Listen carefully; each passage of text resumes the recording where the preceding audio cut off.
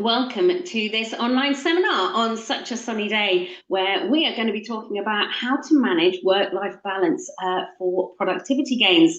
And hey, don't we need to manage that work-life balance when the sun is shining? I'm Lee Hopwood, I'm the CEO here at CCMA, and I'm going to be hosting the next hour with you. And I'm joined by a real expert panel. So joining us and hopefully putting their cameras on any moment now is Hannah Ashenden. Hannah is a burnout coach and consultant.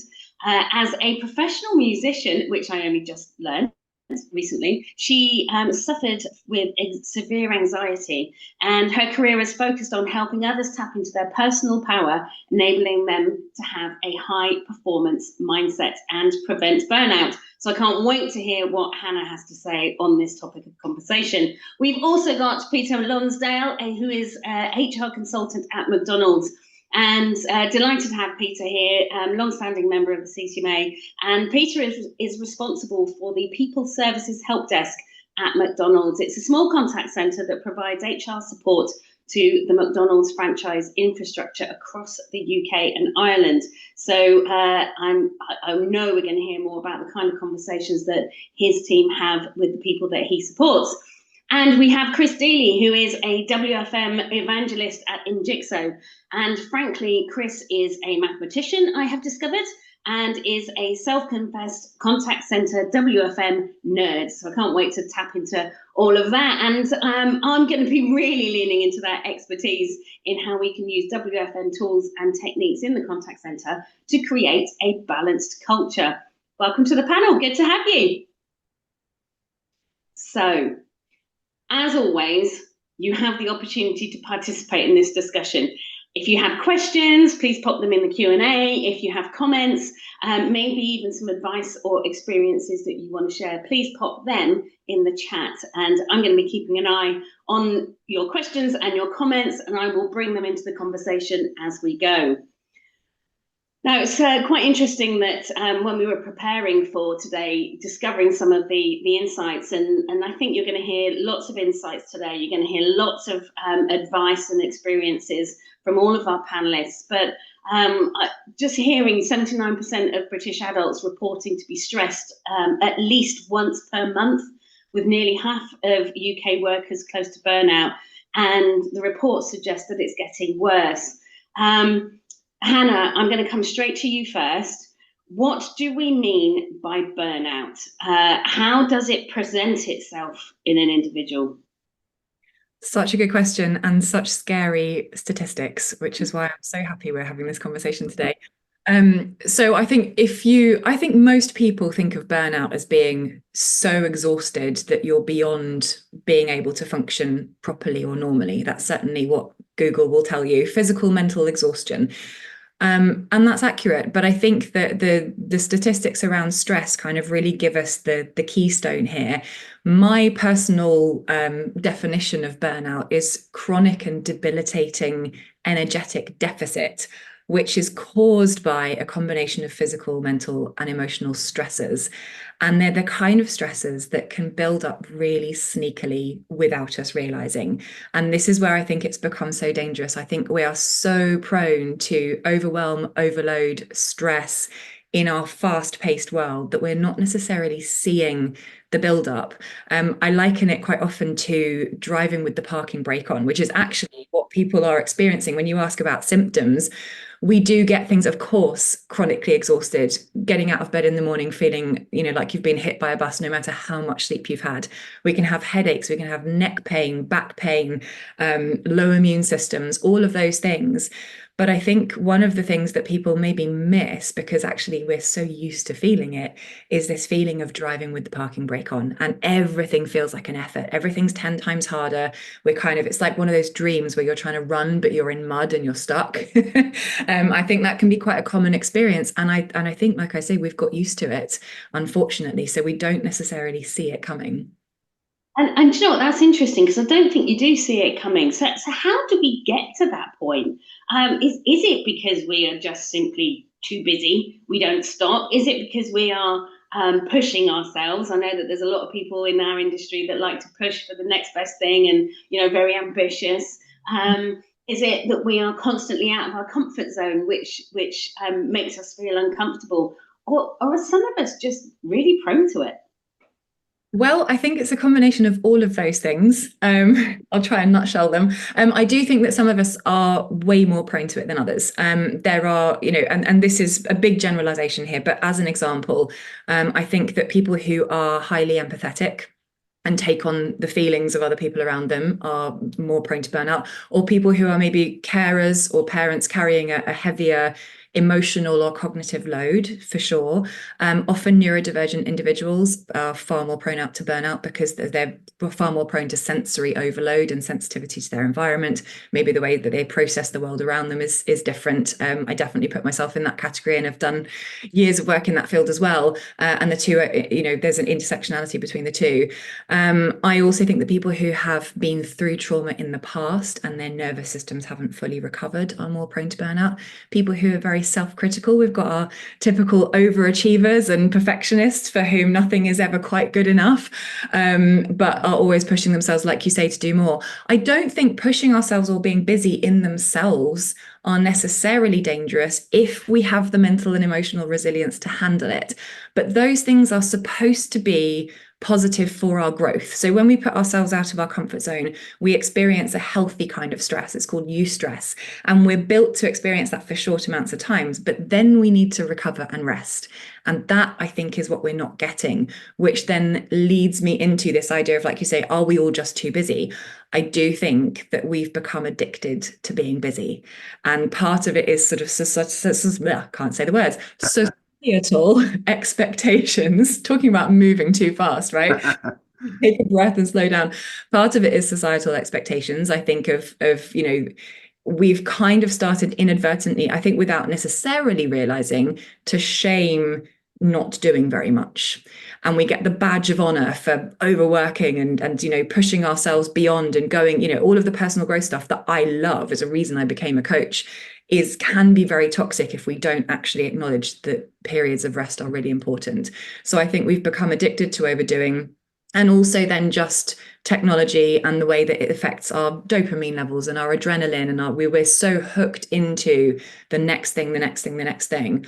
I think our lives have become way faster paced than we even really realize and could imagine. So I hope that's nutshelled enough. I think it's a combination of everything that you asked me for, as it really depends on a lot of different factors, but it's all part and parcel of the build up. And it's interesting what you said there around if you've got a lot of empathy, then you might take things more to heart, maybe more personally. Not quite like that, but it's harder for you to let go of things. And actually, in contact centres, our frontline are doing that all the time.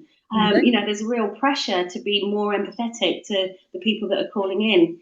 So I want to go to a poll. I want to ask our audience, and hopefully the poll is going to appear on screen any moment. So who do you think is the most stressed in your contact centre? Now, obviously, we are not naming any names. It is a single choice question. Who do you think is the most stressed in your contact centre? Is it your frontline colleagues who are taking service calls? Is it your frontline colleagues in the sales and retention teams? Is it your team leaders, your coaches and trainers? Is it your specialist functions such as quality, resource planning, it might be data analytics, those specialist functions? Is it your HR business partner, the person that is dealing with all of the challenges, your people challenges? Is it your contact center manager? Or is it your leader, your head or director of the contact center? Who is the most stressed in your contact center? So hopefully you've all had a chance to answer that. Let's have a little look at the results. I'm going to be honest, I'm not surprised by the results. So frontline colleagues taking service calls take 44% of the vote. Team leaders are second with 32% of the vote. Contact center managers are third with 14% of the vote. And coaches and trainers compared to others, maybe you're okay. You're still going to be under stresses. Completely get that. Chris, I'm going to come to you very quickly. What's your initial thoughts on those findings? Just reflecting on the fact that a few years ago there was a thing called executive burnout. Everybody remember that, but it looks like it's well and truly democratized now. Like, look at the biggest score there is for the front line, which is what we've all observed, I think. Yeah, thank you so much. And you're right. Burnout is anybody can go through burnout. It's not just work that creates it. It can be your own personal circumstances too. Peter, I'm going to bring you in here. You're an HR professional. You're responsible for a contact center providing HR services to the McDonald's franchise network. HR issues are emotive. They are very personal. How are your frontline feeling? Your team leaders, just thinking about the poll we've just seen there, your management team, do you sense those moments of stress right now? Absolutely. I think, equally, I wasn't surprised by the results of the poll. I think after I'd moved past the it has to be me immediate response, then I think frontline also. But reflecting on the comments from Hannah, I guess we probably need to look at these things a little more deeply, and it's very much an individual circumstance, isn't it? That no matter what role people are undertaking, they could well be suffering from the kinds of stresses we put them under. For context, we're a small contact centre with just under 40 FTEs, yet we do offer a huge range of services across both HR and people tech. So as well as the specific challenges around the sensitive nature of some HR matters, our scope creates complexity too. It's an awful lot for people to learn and understand. But focusing in on HR, whilst that only accounts for a fraction of our total ticket numbers, these cases have multiple touch points, often requiring quite complex decision making, often involving relatively senior stakeholders, and not infrequently requiring some challenging conversations. Unfortunately, in the line of business that I'm in, we aren't always conveying good news. Yet, of course, that ultimate message, that outcome, still has to be communicated in a professional and friendly way, which still engenders the advocacy of the end user. So we're asking a lot of our advisors. The front line are undoubtedly feeling the pressures, Lee, of dealing with a diverse and challenging set of service requests. So far, as a leadership team, we've sought to mitigate this through training, through clarity and availability of escalation routes to subject matter experts, and quite low management ratios too. For example, our senior advisors, typically line managers, just 3 or 4 advisors. Overall, my management team are always conscious of people's feelings, of the team's sentiment. We're always looking at new ways to help.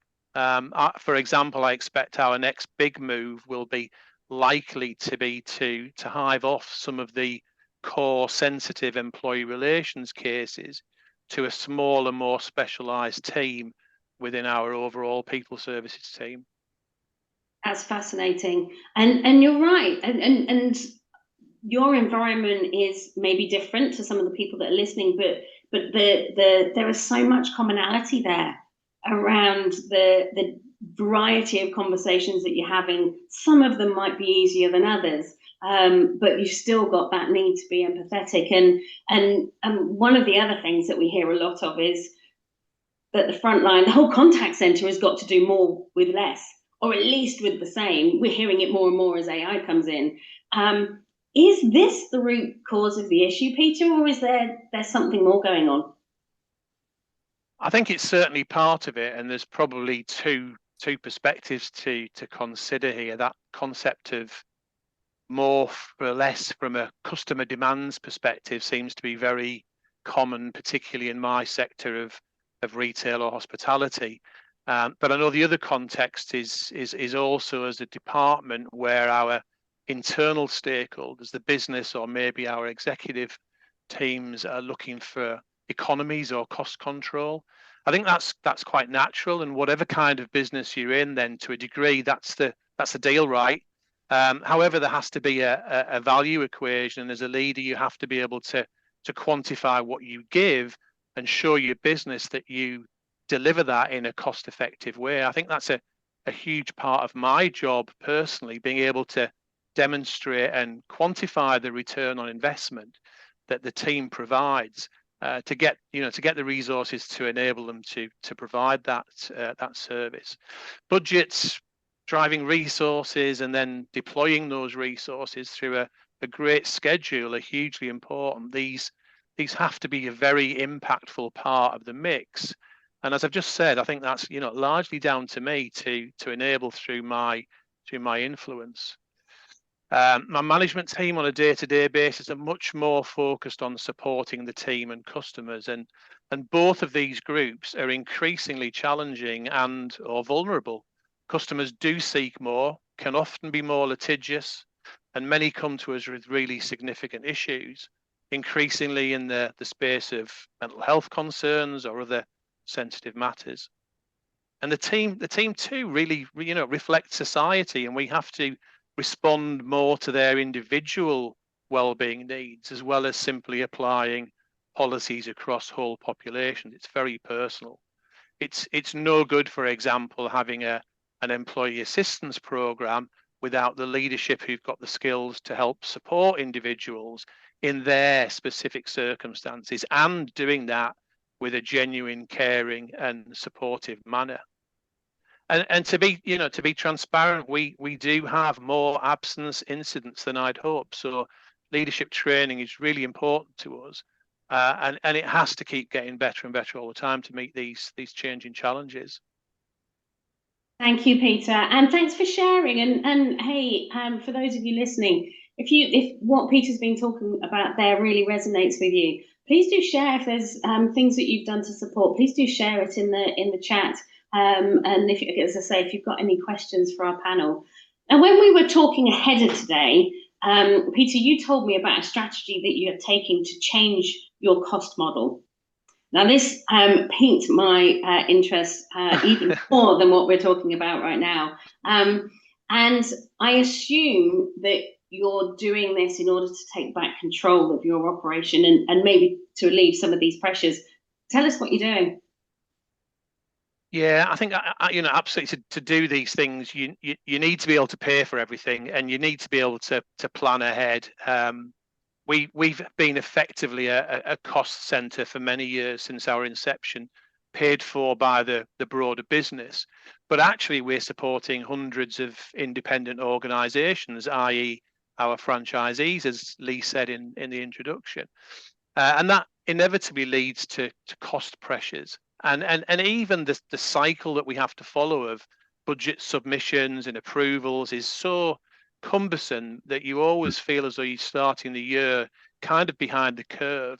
Now, I have been lucky. I've worked in various capacities across the business, so I know quite a lot of the decision makers. And I've also been lucky that my value message has always been sufficiently powerful. At the end of the day, we drive enterprise engagement, retention. We allow staffing levels in the restaurants to meet the growing demand of restaurant customers. And that's a cornerstone of our business. It gives me great leverage. But nonetheless, it's still a really time-consuming and very distracting process. I've historically spent an inordinate amount of my time focusing on the following year rather than actually planning for the centre. So I'm now in the middle of working through a new model that involves various recharges, which will effectively make us autonomous over the next couple of years, a business centre as opposed to a cost centre, which will not only allow us to resource for growth, but also to be able to reinvest further in both people and technology. And I find it a particularly exciting time. And I think it'll certainly gel the team even further. In fact, it already is, as we, in line with our culture, take them on the journey of transition. There's always going to be challenges, there always are, always improvements. But I'm also always keen to reflect on just how good things are and the positive journey that we've been on. Ultimately, we're a very happy team. Family is one of our core values. I think it's a great team that I'm really proud of, and to which the whole team are very, very loyal, for which I'm grateful. And I have to ask you before I come back to the rest of the panel, how are you supporting your people through that change? Because I love that concept of going from being seen as a cost center, as being a cost center, to actually being a business center. I love that. But how are you supporting your people as you go through this strategy? Yeah, specifically regarding that transition, it's been very much about keeping them involved, keeping them informed, seeking their feedback, getting them to understand that the transition requires some prioritization, where we'd like to do options A, B, and C. We need to do B first, and that will give us the opportunity to grow into those other items that we want to develop. But I think the foundation overall within the business has to be about ensuring that everyone's got a safe, respectful, and inclusive workplace. And to deliver that, it's really very much about setting the right culture, creating the environment where that culture can be lived. And I suppose being small, we're quite lucky that maybe it's even easier to be people first, to be team first in our approach. It certainly helps us that we do talk to our people, and we talk about people, about team all the time. We have a people strategy that's a major part of our business plan, and that again is entirely transparent with the whole team. And understanding the team as individuals, their needs, their aspirations, and whilst these superficially maybe sound a little bit fluffy, maybe reflect my HR background, they can always be baked into processes and training to help make it the way we do things, make it our cultural norm, from onboarding, development, roadmaps, including mental health, first aid training, DEI training, performance, talent, processes, etc. We aim to bring it to life, and it is underpinned by great business sense and added value. I think the fundamentals, or how we engage with the team, have evolved over the years. We worked into being a hybrid or a remote environment even before COVID, and we did it. We grew it with a business case in mind. It works for our people, and it works for us as a business. For me, for it to work well, it always has to be based on trust. We've got flexibility built into schedules as well as locations, and it really works well for us. We've got full team meetings, one-to-ones with all employees on top of career conversations, performance, development plan, touch points. We've got a social calendar, charitable events, our own workplace segment, and a bunch of ways for folks to keep in touch through a typical working day. And honestly, I am totally confident that I'm as connected to my team in Glasgow, Leeds, Cork, as I am to my desk buddies in London. In fact, just yesterday evening, I was part of a walk and talk social catch up with colleagues from Liverpool, Middlesbrough, and London as well, of course. Do you know what? And that's fascinating, and I think that's where the industry can start, is by looking at those kind of working patterns. There is a comment that has come in. Only us as hosts and panelists can actually see it, so I am going to share it with everyone. Heather has said, "Love Hannah's analogy of driving with the handbrake on. I feel like we're trying to support colleagues with mental health via ERGs, but we need to free these groups up to actually support colleagues." Hannah, I'm going to come straight to the question that's been posed as well, and then I shall come back to the discussion track. But any advice on how I can encourage powers that be to make ERGs the priority, who work to keep the workforce happy and healthy? And you're on mute. And I'm on mute. I know, I just realised that. It's such a good question. I mean, it's a tricky one, because the powers that be are the powers that be, and I might not be maybe I am the expert to tell you how to influence the powers that be. Do you know what? I wrote down, when you were talking, Peter, I wrote down the value equation and cost effective, because I love them so much. And the reason that I love those terms is because I think they apply to energy too. And I think that convincing the powers that be means finding tangible ways of giving examples of how it's so much more cost effective in the overall value equation of what we're able to offer to our customers and how we're able to grow the business and all of those things. If we can understand that the value needs to be put into the people who run the business, that will create more cost-effective scenario because your people will be happy, not burnt out, healthy, performing well. And I think it's just, I'm not exactly sure the best way to do that in terms of maybe statistics or evidence. I mean, we know, for example, that there are Scandinavian countries who have 4-day working weeks and they're more productive than we are. So we know it's possible. We know it's been done. It's a way of finding a way of putting it in the language that the powers that be understand as to why it's the most cost-effective thing to do overall, as well as obviously looking after our people. But I think it's doable. And I think we just have to frame it in the right way and find ways of showing how much better off everybody is when people are happy and healthy. Thank you, Hannah. Well, Heather has replied saying she's going to lean on Chris's math skills.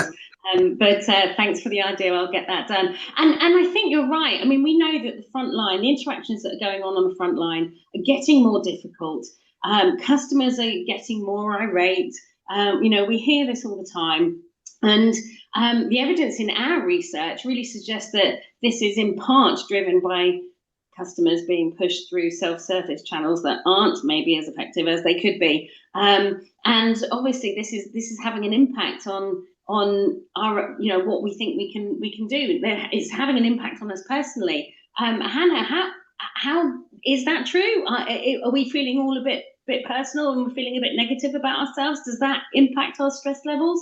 Oh, definitely. Well, so, the idea of being bombarded with other people's unhappiness all day long, no matter how well-meaning you are and a wonderful, loving, giving person who wants to be in the service industry, the fact is, again, a little bit like constant doing and constant stress, we're not built that way. So the body can't tell the difference between something that is real and something that is perceived. So if you are constantly fielding other people's negativities, and we're all human, right? We all have our triggers. So we respond differently. Some people get angry as a reaction. If we feel threatened or like somebody's coming at us, our own anger comes up. Maybe we feel rejected and we feel like we've done something wrong, or maybe we feel frustrated and sad because we can't help that person achieve the outcome they want. Either way, we're going to be experiencing triggered emotions as a result of that constant negativity and bombardment. And because the body can't tell the difference between a real threat and a perceived threat, we are then moving into that state of I'm in danger. Even though you're not in physical danger, if your emotions are triggered, your body's feeling like you're in danger, which means our nervous system is on high alert, which means we are having those mental, emotional, physical stresses, which is leading us to burnout. So yes, absolutely. And then if you are a more empathetic, highly sensitive person, that's going to be affecting you tenfold. And it's not easy to deal with. There are lots of tools and strategies that we can use to do that. But we were talking about sort of occupancy rates as well, as that if people are on calls all the time, you don't physically have the chance to de-stress, to desaturate, to get yourself back into a balanced state of being. So absolutely, I think it's a massive, massive contributor. I'm finding this fascinating. I could listen to what you're talking about all day, Hannah. But Chris, I am going to come over to you. You are our WFM evangelist. You said yourself that WFM, workforce management, for those that aren't quite sure what WFM, isn't about sweating the assets. That's what we talked about ahead of today. But are our frontline colleagues really at the mercy of the planners who are under their own KPIs? Chris, what's your view? Yeah, I can't argue with that. You're right. I mean, there is a danger of frontline colleagues being at the mercy of planners, or feeling the mercy of the planners, being given the shifts they're going to work and that kind of thing. But really, it shouldn't be like that. I mean, as you said, workforce management shouldn't really be about just sweating the assets. I mean, there's this classic story that there are three opposing forces in every contact center. There's customer experience, there's employee experience, and there's the business bottom line. And they're all pulling in different directions. So if you just sweat the assets to maximize profit, you're going to deliver terrible customer service and burn out your agents. So then you get customer churn and employee churn. So that's a bad idea. If you focus exclusively on the employees, always granting the shifts they want and the breaks they want, the days off they want, you'll have a happy workforce, but you could have higher costs, and you won't necessarily get happier customers unless the agent schedules, the shifts they're working, are aligned with the times of customer demand. Equally, if you focused entirely on customers, that's great for your company reputation. You might grow your revenue, but you could give yourself an unprofitable business. And that's not a good idea either. So the goal of workforce management and the purpose of the planning team isn't to focus on just one objective, efficiency, to the exclusive of the others. It's not the be all and end all. The objective is to find the optimum balance between those three forces. And if you put all your eggs in one basket, the whole thing falls over. Now, Peter's got an expression, which I'm going to pinch for him, and he's going to come back to this thing. He calls it the three-legged stool. If you haven't got all three legs there, it's going to fall over. I'll let Peter come back to that, I think. But the main thing to remember is workforce management should be letting you do more with less, but without hurting customer experience and without putting unsustainable pressure on the frontline team. I mean, we talked about planning KPIs, Lee, and good planning KPIs aren't just inward looking at things like average handling time and stuff like that. Many planning teams are measured by service level achievement, which is an indicator of the customer experience. And I've seen several of our Injixo customers, users, who don't just look at the traditional planning KPIs, but they look at employee net promoter scores, things like that, to measure the employee experience as well. So I think that's good practice. So how can contact center leaders, maybe the ORP teams, how can WFM be used to really help colleagues to be happy and productive? How do you make sure that part of the three-legged stool is working well? I mean, good question. And as Hannah explained very articulately, that there are lots of causes of burnout. There isn't one single cause, and different people experience in different ways. But I think there's one common denominator, and I'm going to stick my neck out and say the biggest thing in contact centers that causes burnout is having occupancy levels that are too high. So I'm sure most people know what occupancy is, but it's the percentage of an agent's logged in time that's spent on contact-related activity. Now, obviously, by that we mean talk time, hold, after call work, the customer-facing stuff. And there's a sort of rule of thumb: if you have occupancy of over 90%, you're definitely giving your agents barely time to catch their breath between contacts, which is clearly going to drive burnout and stress. So when occupancy levels are too high, lots of things go wrong. Agents become stressed and burned out. That's the obvious thing. And if they're not officially given time to catch breath between calls, they're going to be tempted to take it anyway by doing things like extending the time in after call work. They're more likely to come back late from lunch, perish the thought. So their schedule adherence is going to suffer. They're more likely to take 6 sick days, and they're more likely to leave. So you end up with higher staff turnover and higher hiring costs. And what do you think they write on their Glassdoor reviews when they're getting too high occupancy? So lots of things, bad things happen when occupancy is too high. So to answer your question, Lee, how can workforce management help with that, help avoid that? The first thing you've got to do is to make sure that you forecast your workload as accurately as possible. The volume and the peaks and troughs in volume and your average handling time. So if you know when your peaks and troughs are going to be, you can then staff up for the peaks and staff down for the troughs. You won't always get it right, so there'll be unpredictable crosswinds on the day. But it's no good depending on real-time management to constantly firefight around a bad forecast. The first thing is then to get the forecast right. That's one of the contributions workforce management makes. The second thing you've got to do is to be deliberate about your staffing calculation and build in some headroom to keep occupancy at a sustainable level. I think we're going to come back to that in a bit more detail later, so I won't dwell on that now. But remember that you're being deliberate about your staffing calculation. And the third thing is to build schedules that cover customer demand, avoiding periods of understaffing and periods of overstaffing. So understaffing is obviously terrible for customers and agents, and that's when the burnout happens. It's when customers get fed up waiting ages for the problem to get resolved. But I mean, overstaffing is just wasteful, and it can be even boring. So if you can build optimized shifts, that's shifts that match supply and demand as closely as possible, as often as possible, you've got basically a win-win on your hands. You're going to deliver great customer experience, agents who aren't stressed, and maximum efficiency by eliminating those periods of overstaffing. Now, on a personal note, I'm talking about scheduling here.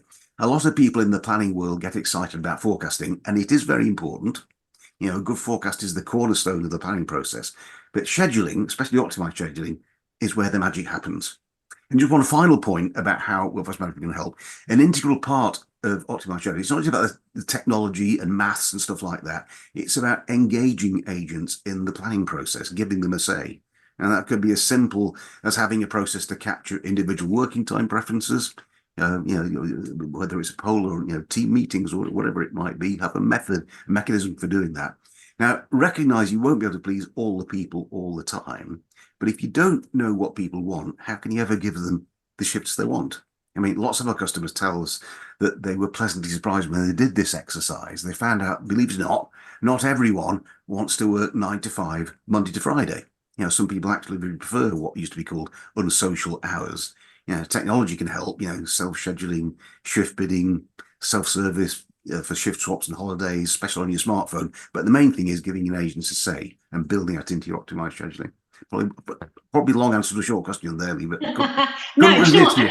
and reflecting on what you just said, I mean, over the years, resource planners have been guided by Erlang. Yeah. We know that in the world of WFM, Erlang is a very well-known person, and also the calculation for occupancy levels, in order to create the most efficient contact center. Yeah. Is Erlang still as relevant today? Erlang, yes, the famous Erlang calculation. I mean, it's invented over 100 years ago by the patron saint, you might say, of call center staffing calculation. I can crack up Erlang. I mean, there's no escaping the fact that in the planning process, you need to turn a forecast volume of contacts, and we're talking about average handling time as well. You need to turn those sort of volumetric information data sets, into the number of people you need. So there needs to be a way of making that calculation. And that's what Erlang is all about. So the idea of Erlang and all these other methods, there are others, is to turn that forecast into the number of people you need to have in their seats in each time interval to hit your service goals with a given workload.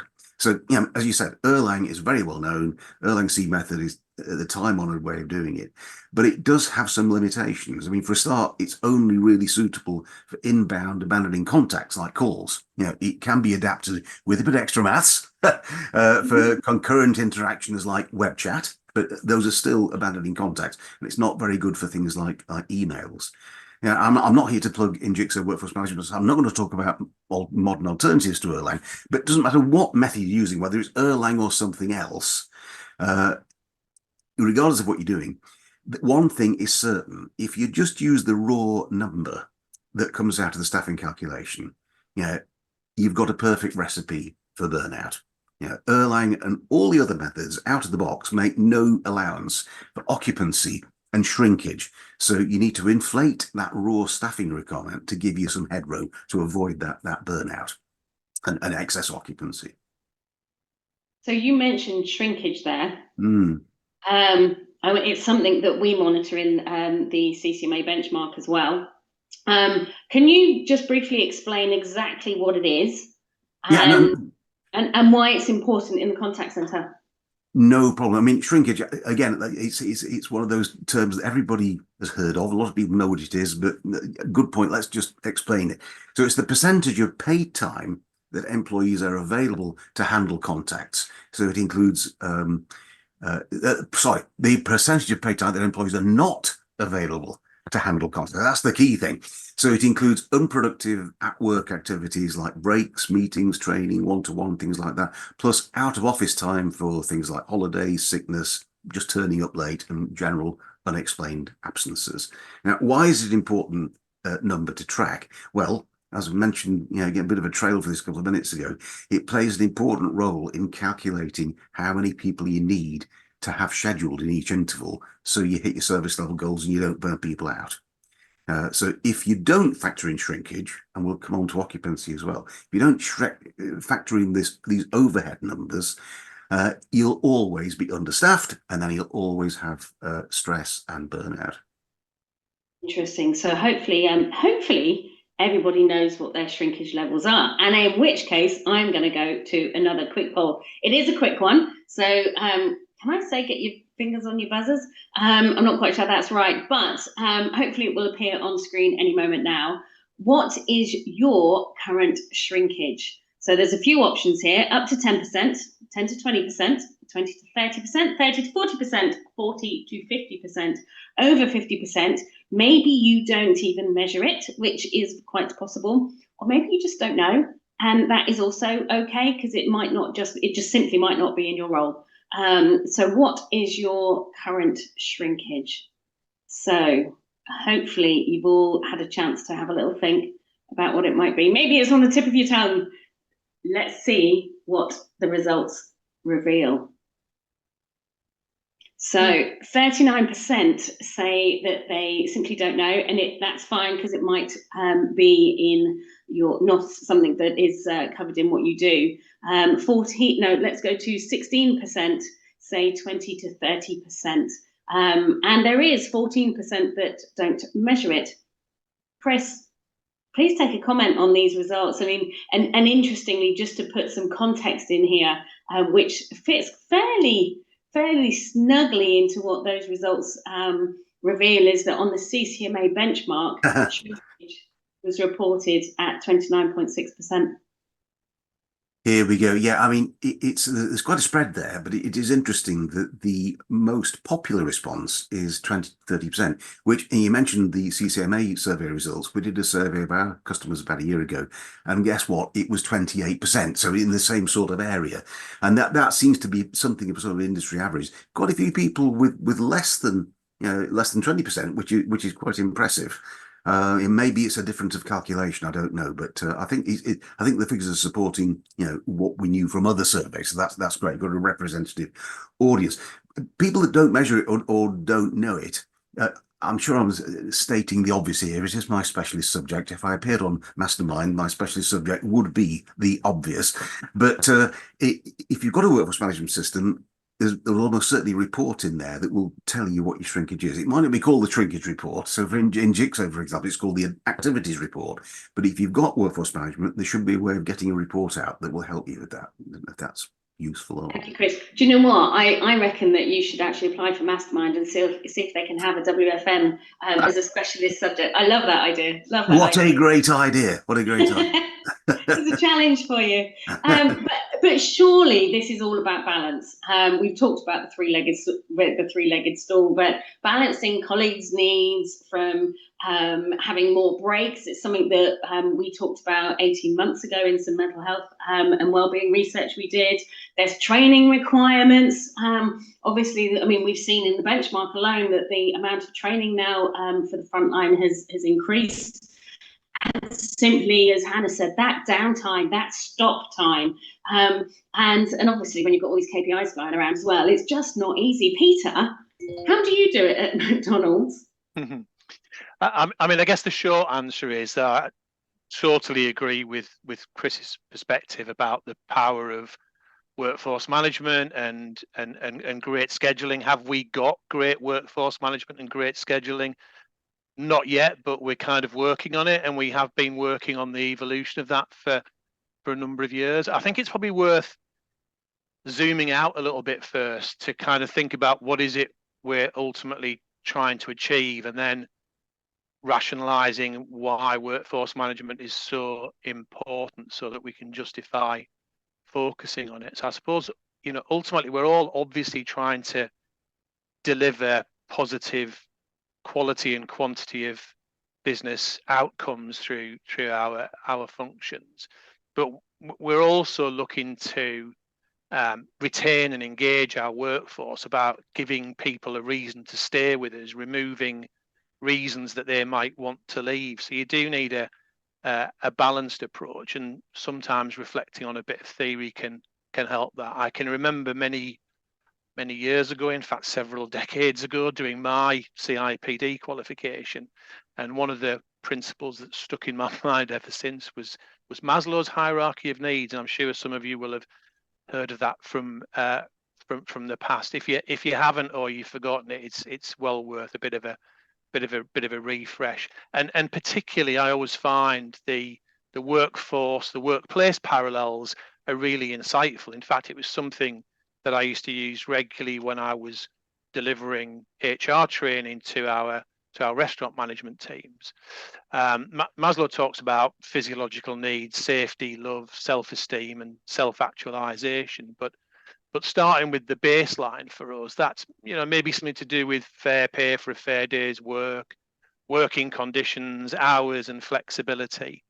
And that's built on then by the provision of a safe, respectful, and inclusive workplace. But of course, that's the foundation. I think love translates to being about teamwork and engagement. Esteem is about training and recognition. Self-actualization is potentially growth, challenge, progression, opportunity. And I'm sure if those specific parallels don't resonate with your industry, your business, you'll be able to find parallels that make sense just as easily. But all the way through this, we just mustn't forget, like any good cake, the icing on the top is pretty pointless if the sponge is rubbish, right? So sort your foundations out first, or at least in parallel with all of the nice sounding programs of events that you want to deliver because they feel like fun. So I guess amongst the big hitting foundational priorities, we're definitely talking about culture and leadership, but schedule and workforce management is such a driver of many of the basic and even physiological needs. And I think all of those are, more important than pay, which, perhaps being cynical, I think that's more of a challenge when you recruit and when you're looking and considering retention, engagement, or well-being. The evidence certainly suggests that yes, salary is important. Current situation with regard to economic climate would suggest that salary is important. But the evidence suggests, and the conversations I have with recruiters, is that people are looking for more than that, and that support and that help. And do you know what? It's interesting. I was reading some of the research that Injixo shared with me, and it was really interesting to read that job fit was one of the biggest reasons why people leave their role. Now, I would assume that if you're in a job that doesn't work for you, that can be quite stressful. So how do you ensure that the right people are in the right job for their skill sets, whilst also giving them the opportunities to develop and grow? Peter, how do you make sure that you've got that good job fit? Yeah, so I suppose there's another little bit of a zooming out to sort of set the context for this, so you sort of understand what we're trying to do, and I will bring in the three-legged stool that Chris kindly laid a teaser down for me. We try to take a very business-like approach to running our team. We understand what the enterprise is looking for, understand what needs to be done to deliver that, and understand the needs of our team to be able to enable success at every level. And that's where the three-legged stool analogy comes into it. And we perhaps overplay that in McDonald's. But the idea is just simple. No leg or even two legs can get the outcome without the third. So each have to be treated equally importantly. And for my business, the three legs of the stool are customers, partners, and team. Again, that aligns quite nicely with Chris's definition. So our customers are folks who come to our shared service centre for a service. And interestingly, less than half of my team actually work in this bit of the team. Partners are the other departments with whom we share the data and insight gleaned from our customers so that they can proactively improve the restaurant employees' experience. And the team obviously being the superstars in my people services help desk. And our leadership team absolutely prioritizes these guys who are 100% our brand and our culture. But to your point, I think having the right folks is really important. The folks who will deliver great customer service and those who will enjoy the job, grow and stay with us. So we do everything that we can to make our recruitment inclusive, involving multiple team members across the board for screening and interviewing, with more senior leaders only being involved in the final decisions. And our selection tools are built around our values so that we're keen to effectively hire for attitude, and we're perfectly happy to train for any required skill gaps. Once people do start with us, then we believe that our people strategy really does dial up development and opportunity. Pretty much everyone in the team, certainly over the last 5 years, has grown to their current positions through people services. We have a thorough onboarding process, a learning roadmap involving an in-house curriculum. Everyone has an individual development plan, which will blend learning from classroom, external, on-the-job development. We encourage networks, benchmarking, and provide access to apprenticeships and professional qualifications. But it can't and it isn't just these more formal touch points. I think learning and development has to be, again, without overplaying the word, an integral part of your culture. So coaching, mentoring, peer learning opportunities, the subject matter expertise structure, knowledge and management, communications channels, etc., all have to align with that culture and play a vital part. It's all, I think, really helpful in the context of today's topic, but there are other wins, there are other benefits from having that kind of approach. It fuels our own talent pipeline. It allows us to share talent via alumni who move into other functions around the business, and they all build our internal brand and pride across the team. But it's undoubtedly remains a very tough job being an advisor, and as we've already explored. So whilst we've always been conscious that resilience is something incredibly valuable, we probably haven't sufficiently prioritized testing this during recruitment. So that's definitely something from today's conversation that goes on to our even better ifs list. And that's really interesting, is that so we do resilience training through the academy, and you're right. How often do you get to actually test that? Maybe actually some are testing it all the time. But it's interesting how we've heard from what you guys have all shared, is that having the WFM solution in place to help you get your resourcing right will help both increase your productivity and look after your people. And it's because our people are so important to everything that we do. We've got to be looking after them. Hannah, I mean, what advice can you offer for those that may suspect a colleague in their team may be heading towards burnout? Well, it's a brilliant question, and I think we have to be really sensitive in matters like this. I think when we see people struggling with anything, whether it's burnout or a personal situation or anything at all, you can't just go up to that person and say, "You look exhausted," or "I think you're burning out, let me help you."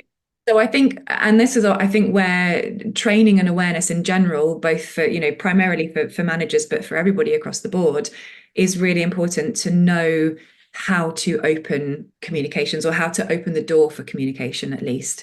So I think the best place to start would be to simply ask somebody how you could support them. If you think they're struggling, I think going and telling somebody what you think their issue is always going to close the door 80-90% of the time.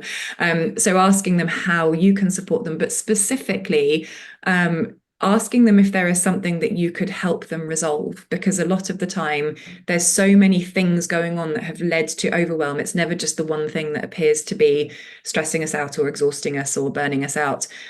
So I think offering an open door and an ear, but also asking if there's anything specific that you could either lighten the load for or support with, will at least start that conversation. And then also, obviously, ideally having plenty of places to signpost people to, encouraging people to talk to each other, to talk to professionals, to get help, is, I think, the first step.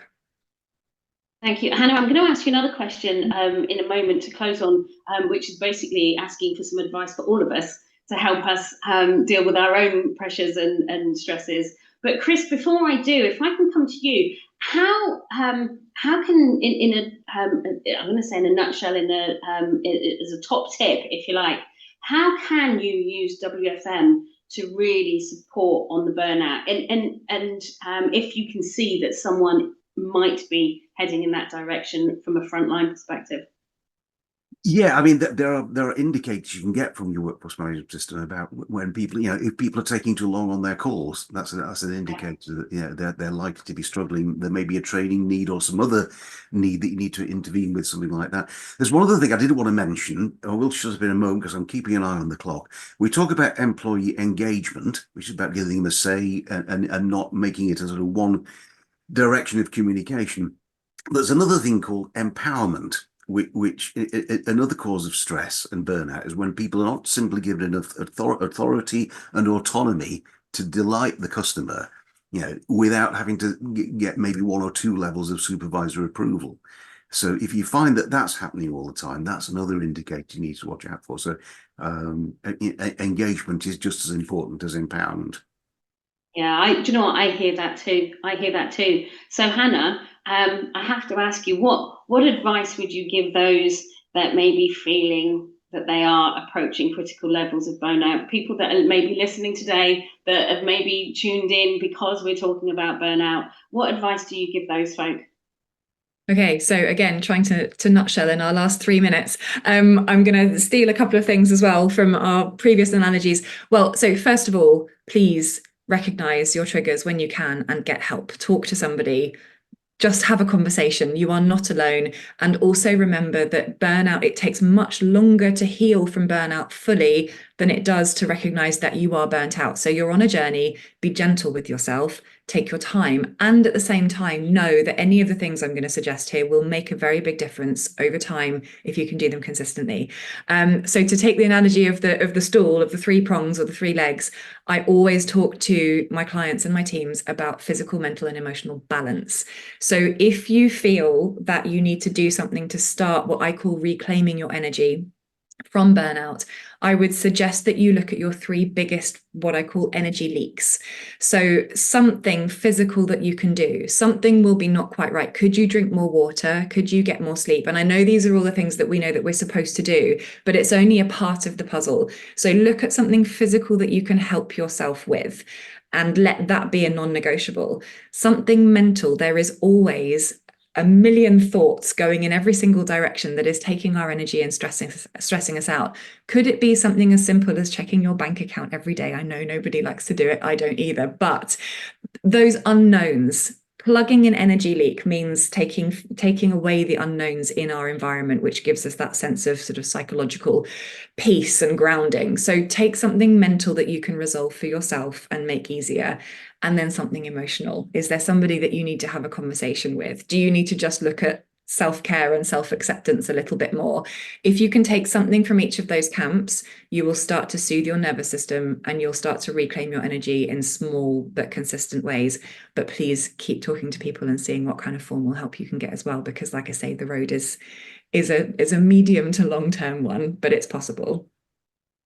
Thank you so much, Hannah. That's such good advice. And anybody that is maybe feeling that things are getting a little bit on top, please do talk to people. You've got the mechanisms in your organisations to support.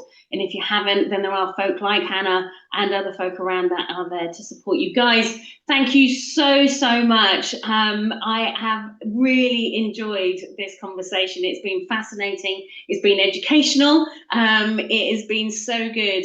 I'd like to say a huge thank you to Hannah for sharing all of your advice, your insights from a burnout perspective. Peter, thank you for giving up your time from your busy life over in McDonald's. And Chris and the team at Injixo, thank you so much for bringing your evangelism around WFM. And thank you for enabling us to have this conversation. Really appreciate it. And hey, a huge thanks to everybody that has joined us today. We hope you have a fabulous rest of your day. Thank you. See you soon.